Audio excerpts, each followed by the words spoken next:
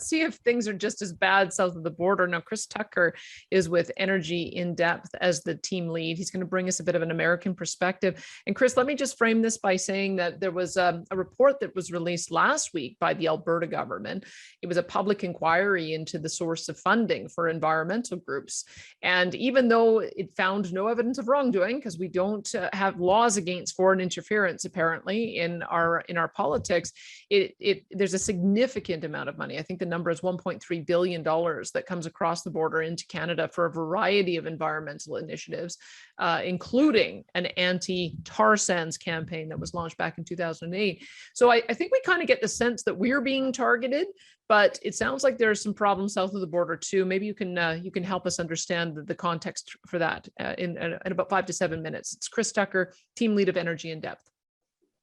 Thank you very much. No, and it was interesting reference there in terms of how some of the stuff is funded. I feel like as the American on the panel, I should start by saying I'm sorry. I apologize on behalf of a country, because I feel like a lot of the stuff that we're talking about today certainly has been made worse by activities that have occurred south of the border in the United States.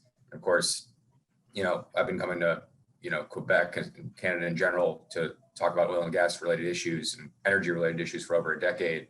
It feels like we're having a lot of the same debates, even today that we were having a decade ago. But what's changed is just the scale and volume of funding and participation among a lot of the organizations, foundations, activist groups as well, thinking about essentially throwing sand in the gears and stopping responsible resource development from occurring in Canada. And again, that report was interesting coming out of Alberta. There's been some other things as well, trying to put kind of a number on that in terms of what kind of volume we're talking about. And it's literally, I'm not even exaggerating when I say this. I mean, think about, like, is it a million? Is it tens of millions? Is it 100? It's literally like hundreds of millions of dollars, and a lot of sort of resourcing from our staff standpoint to essentially take what's happening in the United States and try to sort of, kind of bring that to bear in terms of the Canadian debate. And unfortunately, let's be honest about it, they've had some success.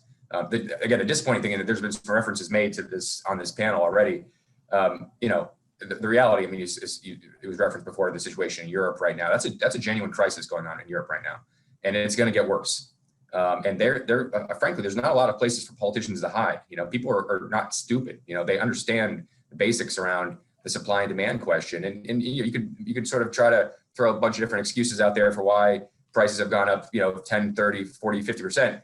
They're up 6x. I mean, you put the chart up there. This is insane and absolute insanity what's happening in Europe. And it's again, it's specific to natural gas. Oil is a global market. And so we know that, that's a little bit different, but then to get the gas side specifically, that is a regional market. All right. And that is not a global market. And when there are disruptions in terms of the supply piece, the price impacts of that are not realized months later. They're realized immediately.